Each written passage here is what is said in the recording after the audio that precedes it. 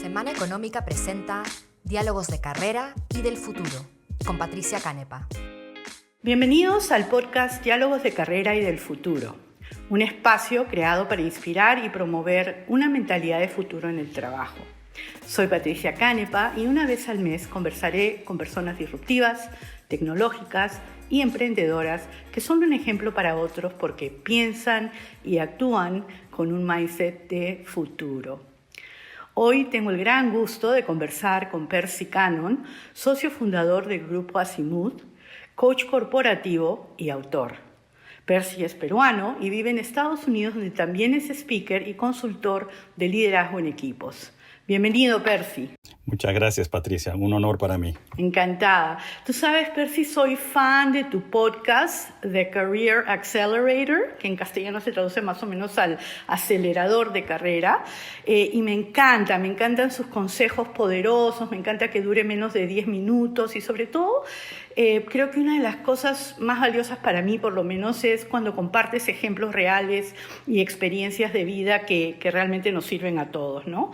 Para mí es una delicia escucharlo. Solo me hubiera encantado que esté disponible cuando yo me estaba formando profesionalmente. Si te parece, quisiera hacer un pequeño recuento de tu trayectoria, más allá de lo que ya adelantamos en la introducción. Y hace más de 10 años tú te abriste de la carrera corporativa, de una carrera corporativa exitosa, dicho sea el paso, donde liderabas, ¿no?, proyectos mundiales y también en la región latinoamericana, en empresas como Microsoft, como IBM y Procter & Gamble. Y hoy coacheas a los líderes y a los equipos de algunas de estas mismas empresas, además de otras también de primer nivel. Eres ingeniero químico de la Universidad de Kansas, donde también obtuviste una maestría en negocios. Realmente estoy feliz, es un privilegio para mí poder tenerte con nosotros hoy día. Muchas gracias, Percy. A la orden aquí, Patricia. Ya, entonces empecemos con las preguntas. Tú sabes que estamos atravesando momentos difíciles, producto de la pandemia. Hay personas que han perdido el trabajo alrededor del mundo, están empezando a reinventar sus carreras. Y justo pensando en esto, quería que nos cuentes cómo fue para ti dejar el mundo corporativo para convertirte en tu propio jefe. ¿Cuál fue el factor decisivo y qué consejos le darías a alguien que esté contemplando un cambio similar? Bueno, todo empezó cuando yo estaba aproximándome a la mitad del siglo, para no decir 50 años, ¿no? Y me hice la pregunta si en los siguientes 15, 20, 25 años de vida yo quería seguir haciendo lo que había venido haciendo hasta ese momento, que era esencialmente pues, trabajar dentro del mundo corporativo, o hacer algo diferente. Entonces, me tomó un tiempo, leí, conversé con gente, y al final el ejercicio que hice, que puede sonar muy básico, pero fue muy poderoso para mí, fue imaginarse 3 círculos que tienen un área al medio en común, ¿no? Y en uno de los círculos yo puse qué cosa era lo que me apasionaba, ¿no? Qué cosa era lo que me motivaba a trabajar. Ese es el primer círculo. El segundo círculo puse todo aquello que consideraba que eran mis fortalezas, ¿no? ¿Qué era lo que yo había escuchado en las, ¿no?, evaluaciones de desempeño, en el feedback que uno recibe? Y tercero era, ¿dónde tengo la posibilidad para poder agregarle valor a la gente? Y sobre todo, fui definiéndolo a la gente dentro del mundo corporativo. Entonces, el punto o el área de intersección de esos 3 círculos fue que quería yo hacer algo diferente, la primera gran conclusión. La segunda conclusión era que tenía que ser algo relacionado con el desarrollo de la gente, algo porque era lo que más me gustaba de todas las labores que uno tiene como ejecutivo en una empresa. Eso era lo que más me gustaba, el trabajo en equipo. Pero, Patricia, como en todo en la vida, si bien es cierto, yo definí eso, estaba muy cómodo dentro del mundo corporativo, no tenía prisa necesariamente de salirme hasta que sucedió algo interesante en mi vida, y es que yo tengo 3 hijos. Los 2 mayores están casados, ya estaban casados en esa época, y con una diferencia de pocos días, cada uno de ellos anunció que estaban esperando su primer hijo. Entonces, yo me hice la pregunta junto con mi esposa de qué tipo de abuelo o de abuelos queríamos ser, ¿no? Si queríamos ser el abuelo, digamos, distante, que vea a los nietos, ¿no?, el Día del Padre, de la Madre, en Navidad y qué sé yo, o unos que están más involucrados con los nietos, y decidí o definí que quería ser lo segundo, y eso fue lo que me confirmó que yo debería tomar este paso al costado y trabajar por mi cuenta. Y eso fue lo que hice, ¿no? Y eso fue hace más de 10 años y no me arrepiento, no me he arrepentido y creo que no me voy a arrepentir de haberlo hecho. ¿Y qué consejo le darías a alguien que está contemplando un cambio similar, Percy? Mira, yo les diría que de repente hay otras modalidades de hacer el análisis, pero el análisis que yo usé, que lo he compartido con varias personas que me han hecho una pregunta similar, Patricia, es hacer ese análisis, ¿no? De qué te apasiona, ¿no?, en qué eres bueno y dónde tienes la oportunidad de servir a otras personas, ¿no? Eso. Y lo segundo, que tal vez podría ser venir antes, es tener claro qué es lo que quieres hacer en tu vida en general, ¿no? O sea, tener una claridad de un norte de hacia dónde quieres que vaya tu vida, y obviamente este análisis es un siguiente nivel de detalle, digamos, ¿no? O para definir el siguiente nivel de detalle. Ya, perfecto. O sea, es un proceso de alguna manera bastante ordenado y que conjuga varios elementos pues importantes de nuestras vidas en general, ¿no? Nuestras fortalezas, lo que nos apasiona y lo que nos motiva. Percy, tú tienes pues más de 40 años en el mundo corporativo. Me encantaría saber qué aprendiste en cada una de las empresas donde trabajaste. Todas son empresas de primerísimo nivel. Empecemos con Microsoft. ¿Qué gran lección, y hablemos de solo una por empresa, aprendiste al trabajar ahí? Bueno, si me permites, Patricia, me gustaría empezar al revés. Y te voy a decir por qué. Quisiera hacerlo en orden cronológico. Estoy pensando acá a medida que te voy comentando esto, porque fue un proceso de construcción sobre lo anterior. Okay. ¿Podemos hacerlo así? Perfecto, no hay ningún problema. Entonces, empiezo por la primera empresa que trabajé, que fue Procter & Gamble, ¿no? Y ahí claramente aprendí mucho, pero tal vez lo más saltante para mí fue la importancia del rol del gerente, del manager, la importancia de poder gestionar para abajo, o sea, con la gente que le reporta a esta persona, lateralmente con los colegas de otras áreas, y para arriba, con el jefe y con el jefe y con los jefes que uno tiene. Eso sería lo primero, o lo más importante tal vez que aprendí en Procter. Y me paso a la siguiente, que fue IBM, en donde esta experiencia de Procter fue muy válida y me ayudó mucho a mi trabajo en IBM. Y ahí es donde el factor o digamos, la experiencia que agregué en IBM fue ventas. Y sobre todo ventas de B2B, business to business, ¿no? Algo que no había visto mucho yo en Procter, y aquí sí.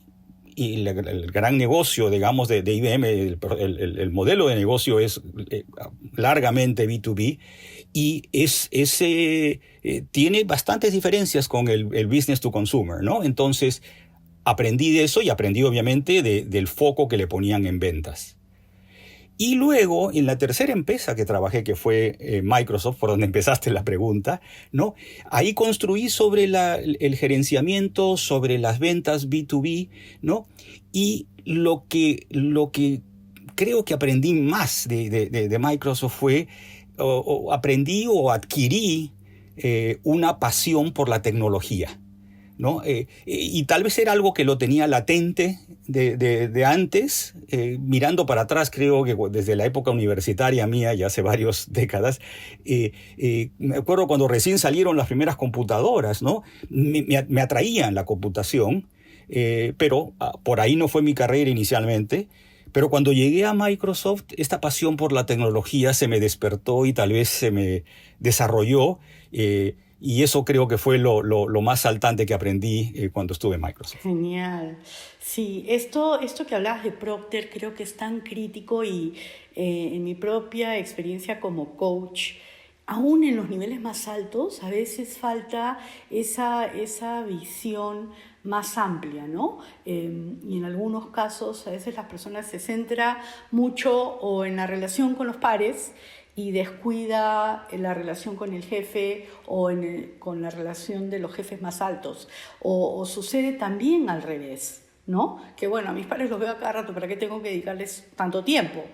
O los colaboradores, en fin, es un punto súper valioso el que comentas, y mirando hacia el futuro, ciertamente el tema de la tecnología pues está en la agenda de todos y tenemos que verla como un aliado. Y también para quienes aspiran a posiciones más altas, creo que tener experiencia comercial es crítica. Viniendo del área de donde vengas, tener esa experiencia comercial es fundamental para poder seguir ascendiendo en la carrera corporativa. Y me lleva a la siguiente pregunta, ¿no? Mucha gente sueña con hacer precisamente una carrera corporativa, llegar a los puestos más altos como hiciste tú.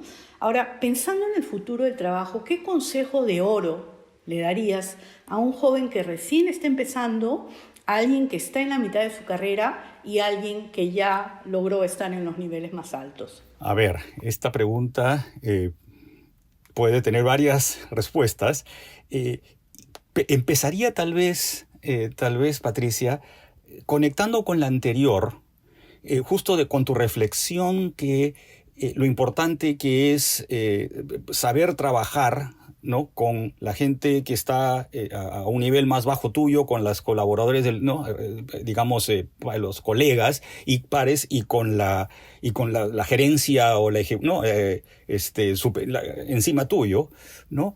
Y eso lo he rescatado en el podcast que tengo, que se llama The Career Accelerator, en donde justamente lo que trato de compartir ahí es experiencias y sugerencias de cómo justamente lograr resultados a través de la gente que le reporta a uno, a través de los colegas y a través de la gente que está, digamos, en una posición, ¿no?, más arriba del de uno. Entonces, yo empezaría por ahí. Ese es uno, ¿no? Es el tener esa... el ser proactivo en intentar lograr resultados de uno, capitalizando las relaciones, etcétera, con estos tres grandes grupos. Eso es lo primero.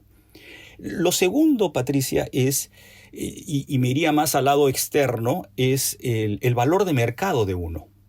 El que uno realmente se enfoque en eso, ¿no? Que tenga eso como una prioridad en su vida profesional, de sentirse que está continuamente creciendo, ya sea en experiencias, ya sea en conocimientos, y bueno, obviamente también pues en responsabilidades, ¿no?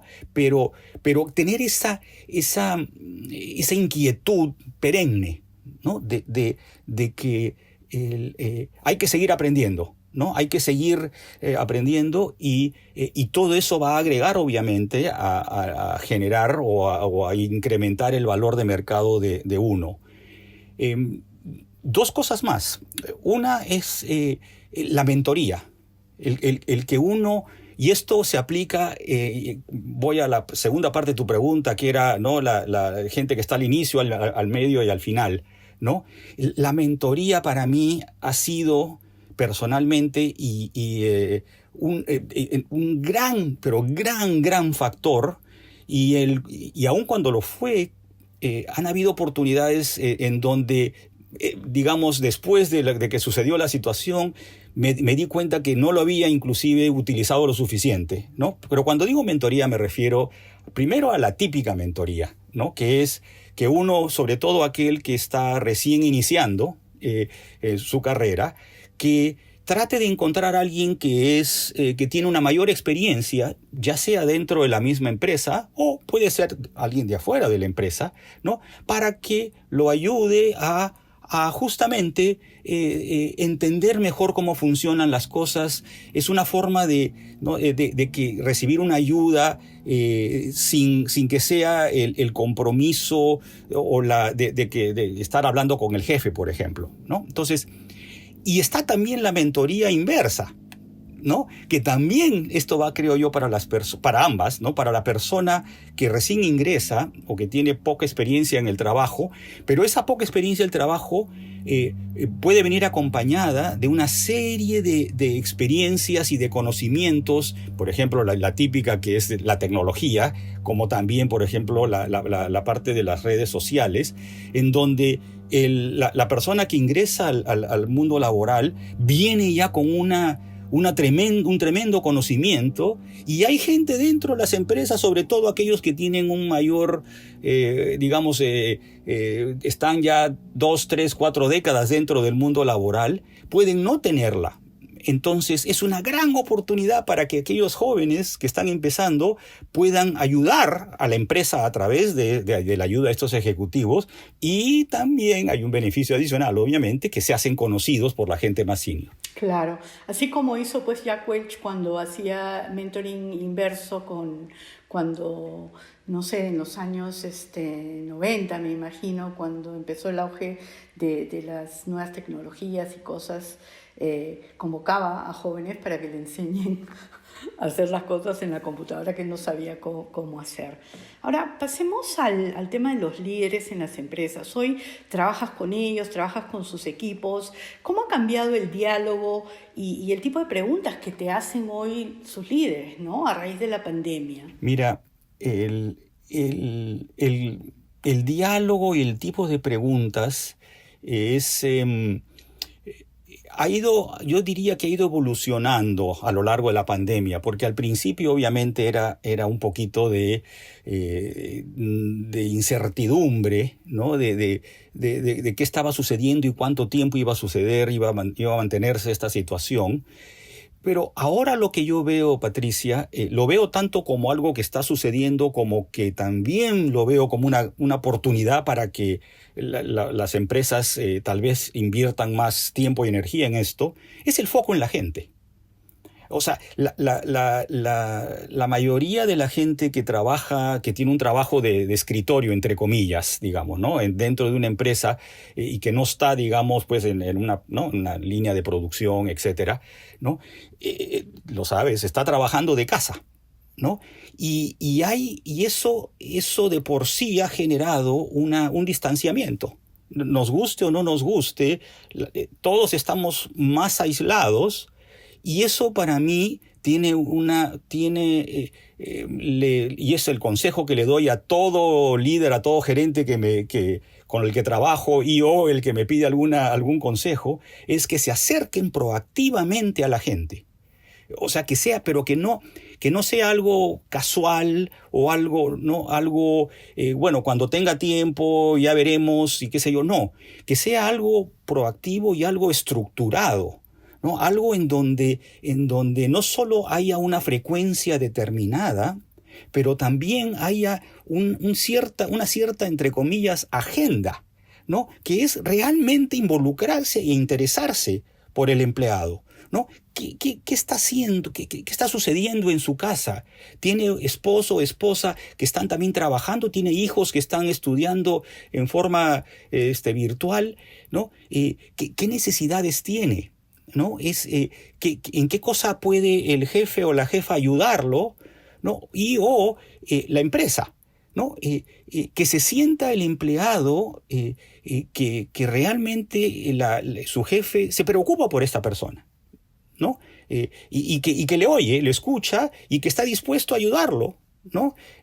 Versus el que podría ser como antes de la pandemia, en donde, bueno, uno se cruzaba con la gente en el pasillo a la hora de tomar un café, qué sé yo, ¿no? Y habían esos encuentros casuales en donde era una oportunidad para que el empleado pueda expresar sus inquietudes o sus necesidades. Sí. Entonces, Es eso, gente. Gente, y especialmente ahora que estamos viendo, ayer asistí a una cumbre de innovación de Fast Company, que fue muy, muy buena, pero el tema de burnout y del tema de salud mental está cada vez más sobre la mesa. Entonces creo que estos consejos que estás dando son críticos, los líderes tienen que escucharlos y empezar no solo a tener estas conversaciones intencionales, estructuradas y frecuentes, sino ver cómo pueden realmente apoyar y facilitar para que las personas puedan estar trabajando a pesar de las circunstancias en un entorno que no afecte tanto la salud mental, ¿no? Un estudio de Oracle que leí hace poco, que no sé si fue producto de la pandemia, decía que el 80% de las personas sentían que esta había afectado negativamente su salud mental. Entonces es un tema que bien importante el que tocas. Ahora... Sí, perdón Patricia, solo para complementar lo que acabas de decir, es esa intencionalidad, ¿no? Es tomar como ejemplo la intencionalidad o la estructura que existen en las revisiones de negocio, en donde hay la conexión entre el jefe y el empleado a revisar, ¿no?, los resultados, prioridades, ¿no?, etcétera, etcétera, ¿no? Así como existen esos momentos ya preestablecidos, ya agendados, es lo otro, ¿no? Que también existan estos momentos y estas instancias paralelas, pero separadas, ¿no? Separadas, o sea, en donde el tema sea literalmente, ¿no?, solamente enfocado en la salud, no sé si la palabra es salud mental, pero en entender al empleado, entender sus necesidades y entender qué cosa podría hacer el jefe para ayudar. Claro que sí, y especialmente, ¿sabes qué, Percy? Con el tema de mujeres, ¿no? Porque estamos escuchando cifras un poco alarmantes, ¿no? De que un porcentaje, 25% me parece que es de las mujeres, según estudios de consultoras importantes, está pensando dejar el trabajo o pedir responsabilidades o puestos menores, porque la pandemia las ha impactado aparentemente mucho más fuerte que los hombres, porque ya de por sí las mujeres le estaban dedicando muchas más horas que los hombres al tema de las tareas de casa y de los hijos, y que ahora esto se ha acentuado pues aún más. Entonces, creo que hay que poner especial foco, porque perder este talento valioso y perder todo lo que se ha avanzado en los últimos tiempos sería realmente una pena. Entonces, mi consejo sería: no te olvides de que quizás la situación de algunas personas dentro de tu equipo pueden ser diferentes, ¿no? Sí. Y qué bueno que toca este punto, Patricia, porque sobre todo, me parece que esta reflexión tuya es válida, sobre todo para jefes hombres, ¿no? En donde yo también he sido jefe hombre y tuve la suerte de trabajar he tenido la oportunidad y suerte de trabajar con jefa mujer, con colegas mujeres. Tú fuiste una de ellas en un momento, ¿no? Y con mujeres que me reportaban a mí, ¿no? Y era muy fácil el asumir que la situación del hombre era extrapolable a la situación de la mujer, ¿no? Y pues no es el caso, ¿no?